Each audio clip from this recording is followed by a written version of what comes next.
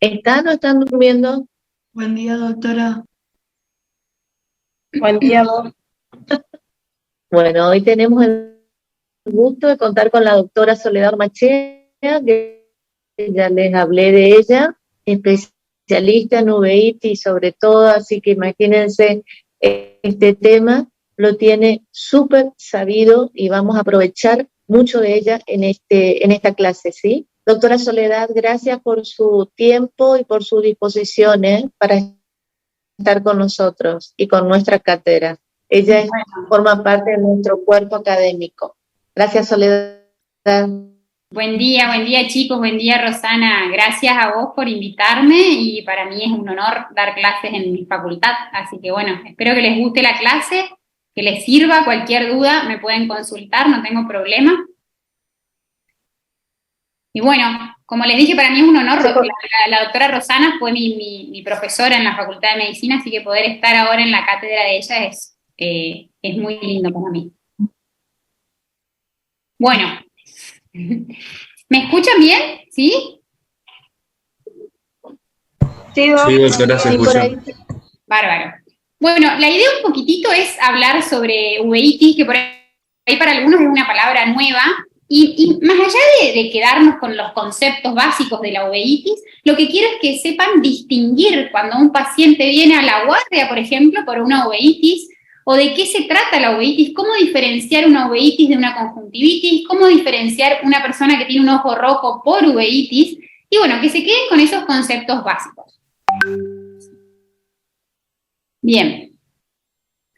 Para recordar un poquitito la anatomía, que capaz que la recuerdan, pero bueno, por las dudas yo puse esta filmina para que tengan en cuenta qué es esto, qué es la uvea. Del latino, la palabra uvea viene de la palabra uva, y el tracto uveal se parece como a un racimo de uva por su color y por su estructura, y que junto con el nervio óptico forman bien la estructura esta de la uvea. La uvea tiene muchísimas estructuras vasculares que forman parte del ojo, y por qué es tan importante que tenga muchos vasos sanguíneos, y acá viene una de las primeras cosas importantes para los que hacemos uveitis, porque al tener muchos vasos sanguíneos, cualquier bichito, cualquier proteína, cualquier cosita que ande dando vuelta por el cuerpo puede viajar por los vasos sanguíneos y llegar al ojo generando algún tipo de inflamación que nosotros por ahí esto llamamos uveitis. La uvea está formada por estas tres estructuras que ayer los alumnos que estaban conmigo en el trabajo práctico me las sabían decir perfectas, que es el iris. El iris es la parte de color del ojo, es lo que nosotros vemos. El cuerpo ciliar, que no lo podemos ver, y la coroides, que la coroides es la estructura de la uvea que mayor vascularización tiene. Entonces, no sé por qué no me pasa. Ahí está. Entonces, decimos que la uveitis es la inflamación de las estructuras internas del ojo, ¿sí?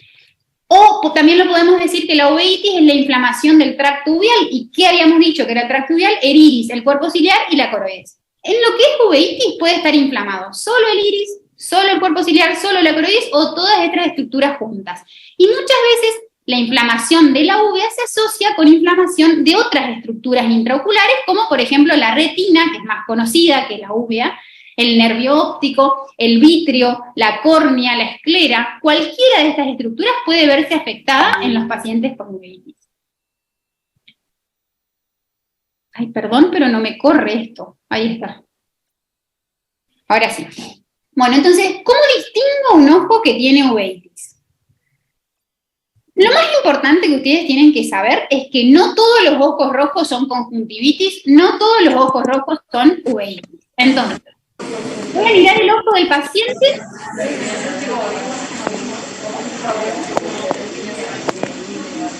¿Hay alguien que tiene el micrófono abierto? Ahí está. Entonces, voy a mirar el ojo del paciente y voy a ver qué tipo de rojo o cómo es el rojo de mi paciente. Existen distintos tipos de inyecciones, le llamamos nosotros, inyecciones cuando el ojo está rojo. Inyección conjuntival, propia de un paciente con conjuntivitis, inyección ciliar, muy característica de los pacientes con uveitis, o una inyección mixta, conjuntivo o cilio conjuntival, que es una mezcla de las dos inyecciones. Generalmente, o en la mayoría de los casos, el paciente con uveitis no tiene solo inyección conjuntival, sino que tiene inyección ciliar o una mezcla de las dos inyecciones. Pero la uveitis no es solo el ojo rojo, sino que el paciente viene con otro tipo de sintomatología, viene con visión borrosa, viene con muchísima fotofobia y muchísimas veces también viene con dolor. Eso en un alto porcentaje de pacientes con uveitis. ¿Cómo distingo un ojo rojo común por alguna causa de un ojo rojo de una uveitis? Y fíjense, estas 4 imágenes que vemos acá son ojos rojos, que son las causas por ahí más frecuentes que vienen al consultorio. Esta de acá arriba, fíjense que el paciente tiene muchísima secreción, pero más allá de la secreción o el ojo pegado, tiene una inyección conjuntival. Podríamos decir que esto es una conjuntivitis, esto no es una uveitis. En esta imagen también vemos que el paciente tiene una inyección conjuntival, tiene bastante rojo el ojo y también es una conjuntivitis de tipo alérgica. En este caso, el paciente tiene unas hemorragias subconjuntivales por ruptura de algún vaso de la conjuntiva y también está rojo el ojo y no es una uveitis. Y en este caso, que también es otra consulta frecuente de guardia, el paciente tiene una inyección cilioconjuntival, tiene edema en la córnea, o sea, la córnea no está transparente, tiene midriasis, o sea, la pupila está dilatada, y en este caso el paciente estaba con un glaucoma agudo. Todas causas de ojo rojo que no son uveitis. Sin embargo, si ustedes se fijan, estas 2 imágenes de la derecha son pacientes con uveitis. Fíjense la inyección ciliar que yo les hablaba hoy. ¿Qué es la inyección ciliar? Es este sector de la conjuntiva al lado del limbo que está rojo. El paciente no tiene secreción, tiene la pupila, que era lo negrito, digamos, o tiene el iris, mejor dicho, deformado. ¿Por qué? Porque el iris está pegoteado en la parte de atrás, está pegoteado en el cristalino por la misma inflamación. Y fíjense, el paciente de abajo tiene una inyección importante, cilioconjuntival, tiene en la córnea algo raro, y tiene acá abajo, podemos ver como un acúmulo, como una mancha blanca, que eso es un acúmulo de células inflamatorias. En este caso, esta es la máxima expresión de inflamación que se puede ver en un paciente. Esto se llama hipopio, que es un conjunto de células inflamatorias. Pero bueno, la idea es que sepan distinguir un ojo rojo en la guardia, ya sea por una conjuntivitis o ya sea por un glaucoma agudo o por una uveitis. A veces no es tan fácil, pero bueno, la idea es que tengan por lo menos algunas herramientas. Pero ¿qué pasa? Como les dije recién, hay un porcentaje alto de pacientes que tienen uveitis y que tienen síntomas. Entonces vienen y me dicen, yo tengo dolor, me molesta la luz y veo borroso. Pero hay un porcentaje de pacientes que no tienen síntomas. Entonces hay uveitis que no generan signos ni síntomas y el paciente o fue un hallazgo que encontré en el consultorio porque lo estoy revisando, o viene a la consulta bien porque la uveitis ya está muy avanzada y generó complicaciones, como por ejemplo una catarata, como se ve en este caso, o generó una queratopatía en banda, que son depósitos lipídicos en la córnea, lo que generan una alteración en el eje visual del paciente y la visión va a estar alterada acá, o en este caso, como vemos acá, es un paciente con un pemfigoide, que es una enfermedad de las conjuntivas, que hace que cuando uno no lo trata, evolucione de manera desfavorable y el paciente pierda visión porque se queratiniza la córnea. Bien. Entonces, respecto a las uveitis en sí ahora. Hasta ahora lo que hablamos es cómo diferenciar un paciente que tiene uveitis de un paciente que tiene el ojo rojo por otra causa. Ahora, las uveitis son un mundo aparte, por así decirlo. Para poder clasificar a la uveitis, me puedo guiar por la localización, por el curso clínico, por el tipo de inflamación, por la sintomatología del paciente y por el origen. ¿Y para qué me sirve todo esto? Para poder tratar al paciente, porque no es lo mismo que tenga una infección que tenga algo autoinmune, no es lo mismo que tenga una inflamación aguda y que tengan que tratarla ya, que una inflamación crónica que requiere otro tipo de medicación. Entonces, para todo eso me sirve ordenarme respecto a qué tipo de uveitis tiene mi paciente. La uveitis puede ser anterior, intermedia, posterior o una panuveitis. ¿Y de qué depende esto? De qué sector del ojo esté afectado. En la uveitis anterior va a estar afectada la parte de adelante del ojo, más que nada el iris. Entonces genera una iritis o una iridociclitis. Y la mayoría de los casos, con gotas, estos pacientes andan bien. En las uveitis intermedias tengo afectado el vitrio, ¿sí? La parte, en algunas veces una porción de la retina también, y generalmente son las que llamamos pars planitis, o también se las puede llamar ciclitis. Después tenemos las uveitis posteriores, donde lo que va a estar afectado es la retina, la coroides, el nervio óptico, y generalmente el paciente que tiene una uveitis posterior o una uveitis intermedia, con una gota no le es suficiente el tratamiento. Y después tenemos las panuveitis, que es como una mezcla de estas tres en una. El paciente tiene afectada la parte de adelante, la del medio y la de atrás. Y generalmente con gotas tampoco funcionan estos pacientes. Bien, respecto al curso clínico, la uveitis puede ser aguda, recurrente o crónica, como la mayoría de las enfermedades. La uveitis aguda es de inicio súbito, pero se limita en el tiempo, menos de 3 meses, y remite. La recurrente es aquella que tiene episodios repetidos, separados por más de 3 meses, sin tratamiento, libre de tratamiento, andan bien. Y la crónica es aquella que persiste más allá de 3 meses, y que generalmente, si yo les saco el tratamiento, el paciente vuelve a tener un episodio de uveitis, y esos son los casos en los cuales necesitan tratamiento crónico. Según el tipo de inflamación, las uveitis pueden ser granulomatosas o no granulomatosas. Estos granulomas que se forman en el ojo pueden estar, por ejemplo, a nivel de la córnea, fíjense como estos puntitos gruesos que ven acá, esos se llaman precipitados retroqueráticos, son acúmulos de células inflamatorias que se encuentran en la parte posterior de la córnea, ¿sí? Y me dicen, acá hay una inflamación de tipo granulomatosa. Fíjense el iris acá, en el reborde iridiano vemos como unos globitos, esos son nódulos iridianos, también son acúmulos de células inflamatorias. Entonces me está hablando de que el proceso es de tipo granulomatoso. Entonces yo ya voy a pensar en las causas de uveitis de tipo granulomatoso. Y cuando hablo de no granulomatosos, no voy a encontrar estos acúmulos de células tan evidentes, voy a encontrar precipitados más bien finitos, no voy a encontrar nódulos, y el tratamiento va a ser, o voy a pensar en otro tipo de etiología. Todo esto me orienta hacia el diagnóstico de mi uveitis. De acuerdo a la sintomatología, como les dije hoy, hay uveitis que son muy sintomáticas y hay uveitis que son totalmente asintomáticas o frías. Frías, ausencia de síntomas. Por ejemplo, este paciente que está acá abajo. Este paciente tiene algo que se llama síndrome de Fuchs. El síndrome de Fuchs se cree, o en el tiempo se lo fue estudiando, que tiene algún tipo de asociación con algunos virus, pero es la única uveitis que no requiere tratamiento. El paciente viene a la consulta porque generalmente, como tuvo mucho proceso inflamatorio toda su vida, se le genera una catarata y viene en realidad a operarse de catarata, pero es totalmente asintomática.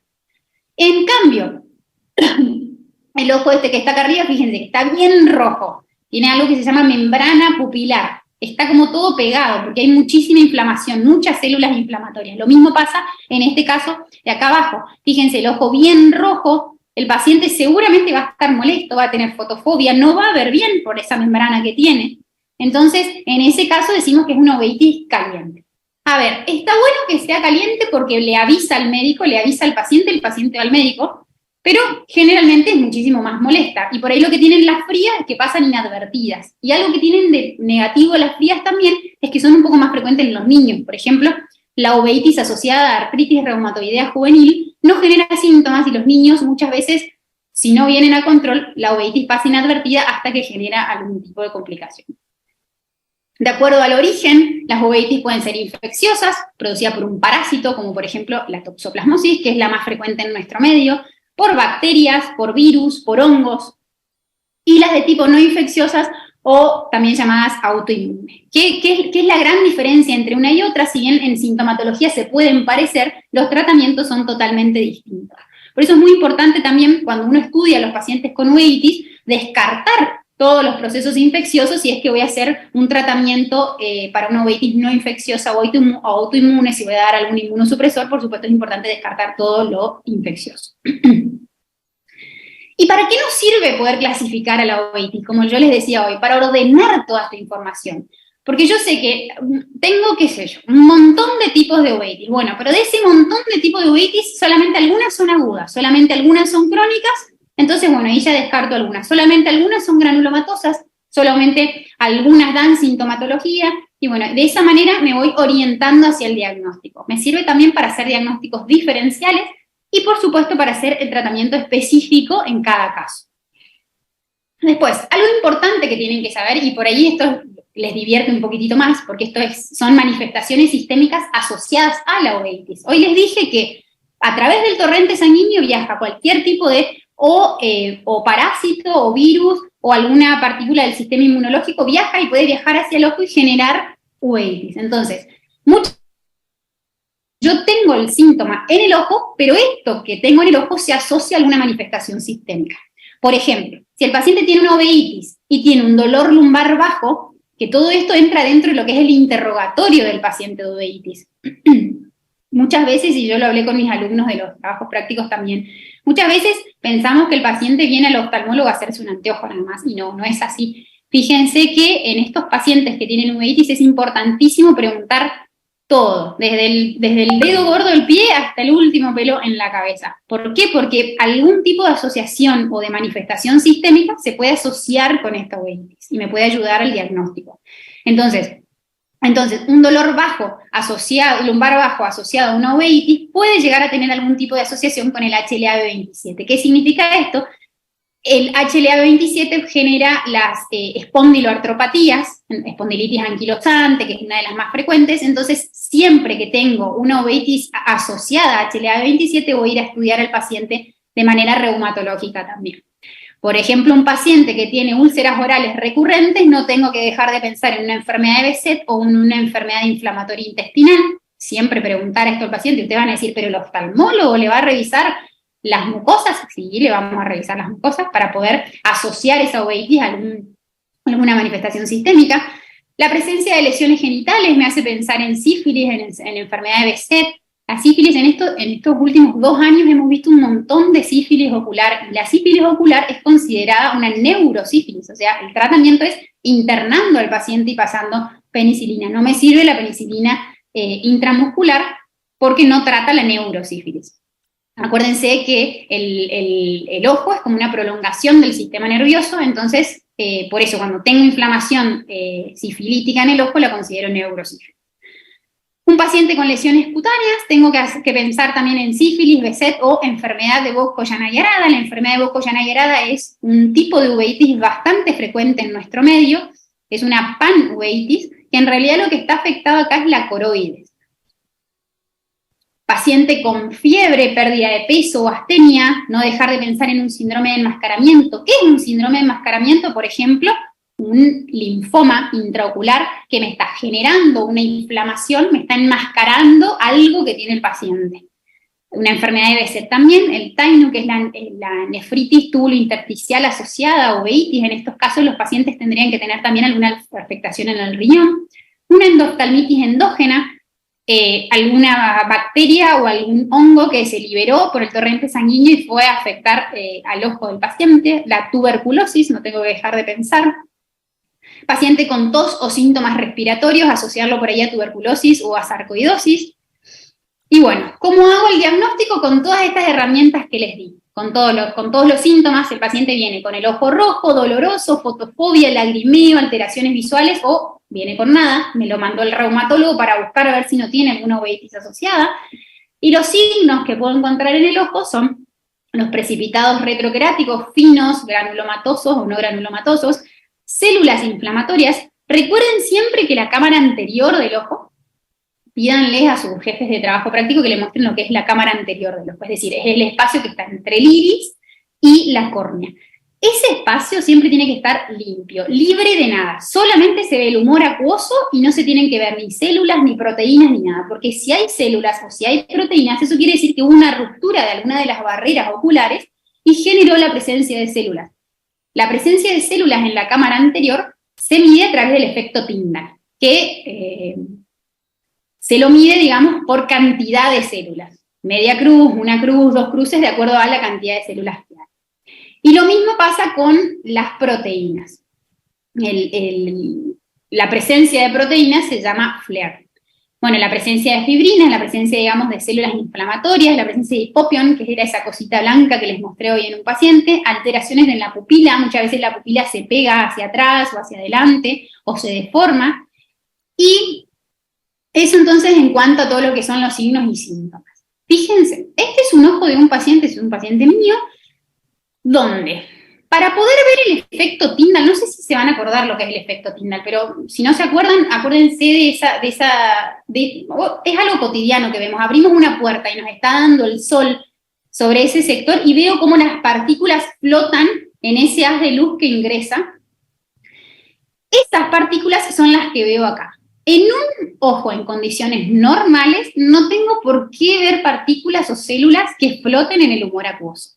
Entonces, los que hacemos uveitis, en realidad todos los oftalmólogos tendríamos que buscar esto. Si viene un paciente con algún síntoma de uveitis o si estoy buscando inflamación, lo primero que tengo que ver es la presencia de células en la cámara anterior del ojo. Y así todo, no todas las uveitis cursan con células en la cámara anterior del ojo, que sería lo más fácil de buscar, porque hay uveitis que son únicamente posteriores o que afectan solo la coroides, que no generan síntomas en la cámara anterior. Bien, ¿cómo hago el diagnóstico de las uveitis? Como les dije hoy, siempre, ante todo caso de uveitis, voy a pedir un laboratorio. El laboratorio es un laboratorio completo, engloba todo lo que es afectación sistémica, voy a ver cómo están sus glóbulos rojos, sus glóbulos blancos, su función renal, su función hepática. ¿Por qué? Porque seguramente le voy a dar medicación, y la medicación puede pasar por hígado y excretarse por riñón. También tengo que ver todo lo que son infecciones. Dentro de las infecciones a descartar en los pacientes con uveitis tenemos la sífilis. Siempre hay que pedir una prueba treponémica y una no treponémica, acuérdense. Tengo que descartar HIV, tengo que descartar tuberculosis en todos los pacientes, no importa la edad del paciente, en todos los descarto. Y después tengo los estudios un poquitito más específicos de acuerdo al tipo de uveitis. Si es una uveitis anterior, aguda, y el paciente encima tenía dolores lumbares, seguramente le voy a pedir un HLA-B27. Si el paciente tiene un foco blanquecino en la retina, seguramente voy a sospechar una toxoplasmosis y voy a pedir una inmunoglobulina G y una inmunoglobulina M para descartar toxoplasmosis.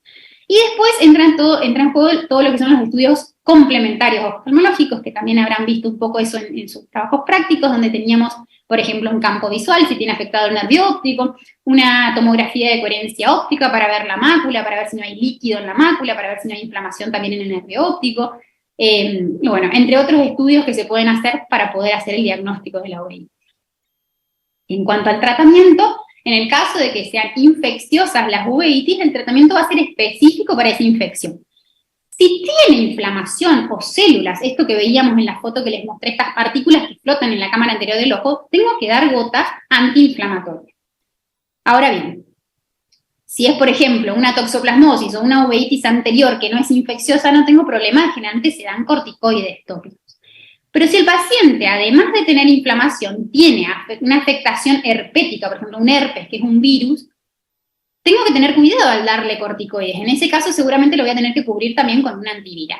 Después tengo, en algunos casos, tratamiento sistémico, por ejemplo, una toxoplasmosis, o, por ejemplo, un hongo, donde doy un antifúngico, y en algunos casos hacemos un tratamiento intravítrea, que son inyecciones intravítreas con el medicamento y va más dirigido. Y en el caso de las uveitis no infecciosas o autoinmunes, generalmente utilizo corticoides tópicos. Si tiene inflamación en el segmento anterior, utilizo corticoides sistémicos o inmunosupresión, y en algunos casos también voy a utilizar medicación intravítrea. Bueno, y acá les traje unos casos clínicos para que se diviertan un poquito más, para que vean un poquitito las asociaciones que tiene la uveitis con todo lo sistémico. Esta es una niña de 7 años que vino al consultorio, la trajo su mamá, porque la mamá notó que desviaba el ojo. Fíjense una de las imágenes. Entonces, cuando yo la reviso, la paciente tenía esta en el segmento anterior. Esto que ven acá, esto blanco, esta placa que ven acá, se llama queratopatía en banda, y es un acúmulo de lípidos sobre una de las capas de la córnea que le está tapando la visión a la paciente. La paciente tiene 7 años. Si yo tapo la visión de mi paciente de 7 años, ese ojo no va a aprender a ver como corresponde y seguramente se puede desviar.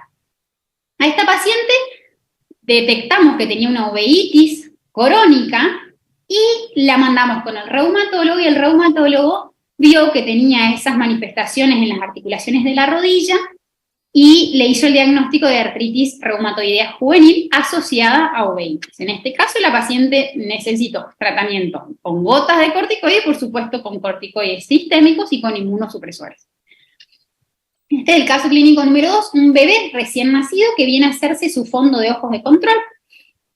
Y encontramos esta lesión, que es como si fuera una cicatriz, ¿sí? Es una cicatriz en el fondo de ojos, bien en el centro del fondo de ojos, que como saben, esta parte del centro se llama mácula y es lo que nos da la visión. Entonces seguramente este bebé, de su ojito derecho, que es este, no va a ver bien.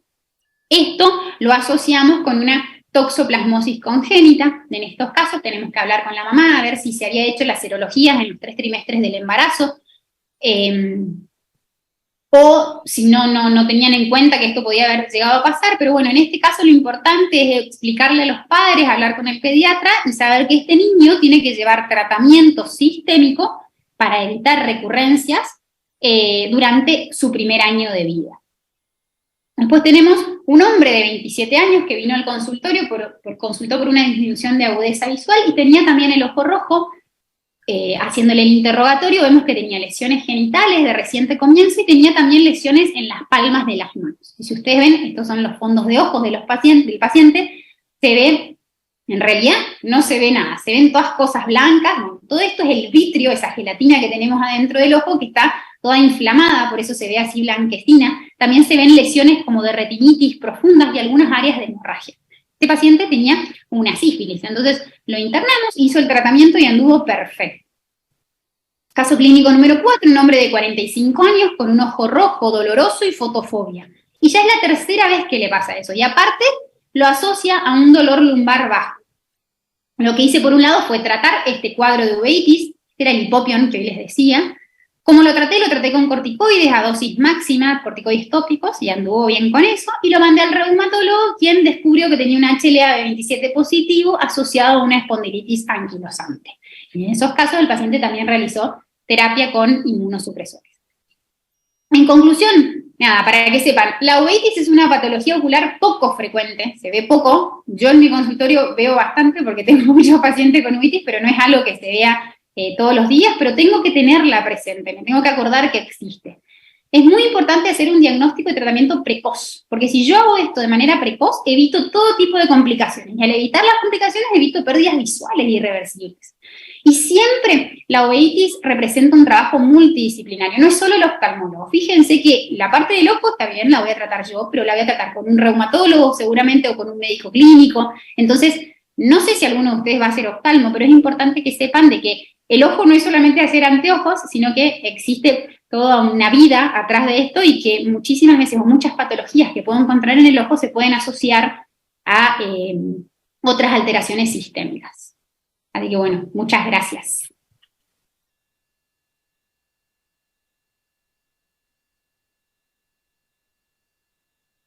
¿Se entendió? ¿Tienen alguna pregunta?